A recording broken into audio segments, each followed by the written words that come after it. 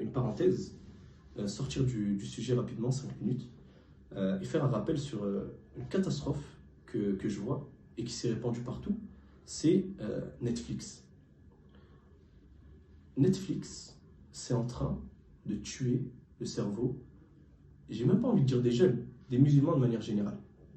Quand tu vois ce qu'ils proposent sur ces plateformes, quand tu vois que les musulmans, ils payent tous les mois 15 ou 20 euros, je ne sais combien, pour faire du haram du début à la fin, parce que regarder des séries, regarder des films, c'est haram. Qu'est-ce qui le rend haram? Est-ce qu'on a le droit de regarder le visage d'une femme étrangère en tant qu'homme? Est-ce qu'un homme, il a le droit de regarder, est-ce qu'une femme, pardon, elle a le droit de regarder le visage d'un homme étranger? Déjà, même si elle était voilée, tu n'as pas le droit de regarder son visage.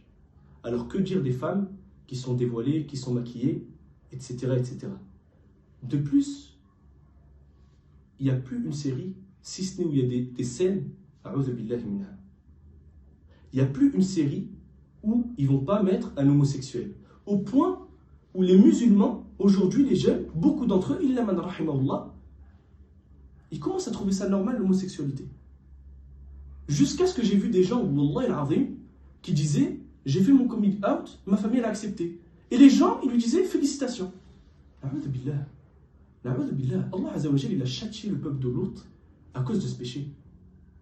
Wallahi, on m'a rapporté qu'ils ont fait une série sur une femme musulmane, voilée, qui enlève son voile, qui fait zina et qui devient homosexuelle.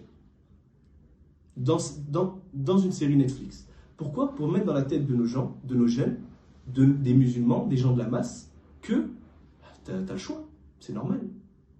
Si c'est tes choix, tu fais ce que tu veux. Et donc, zina, ça devient normal. La fornication, ça devient normal. L'homosexualité, ça devient normal. La mixité, ça devient normal. Toutes ces choses-là qui sont haram, qui sont des choses qui t'éloignent d'Allah subhanahu wa ta'ala, c'est des choses qui deviennent normales. Wallah, ils sont allés encore plus loin. Ils vont jusqu'à toucher ta aqidah. Ils ont fait un film, il y a un frère qui m'a rapporté qu'ils ont fait un film sur le Masih Dajjal. Et dans ce film-là, ils font passer le Masih Dajjal, l'antéchrist, le faux messian. Ils le font passer pour quelqu'un de gentil, de bien. C'est qui est derrière ces séries? Les Yahoud, les Juifs. Pourquoi? Parce que dans la aqidah, sans sortir trop du sujet, mais dans la aqidah, dans leur croyance, le Dajjal, il va venir avec eux et ils vont contrôler le monde avec le Dajjal.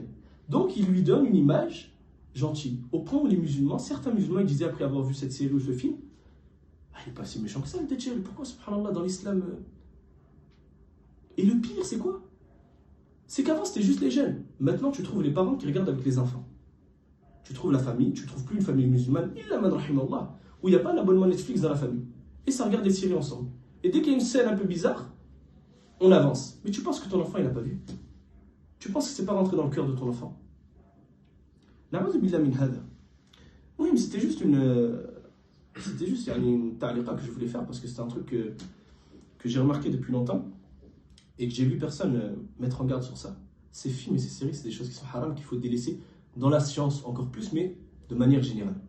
De manière générale. Non. On revient à notre sujet, Inch'Allah.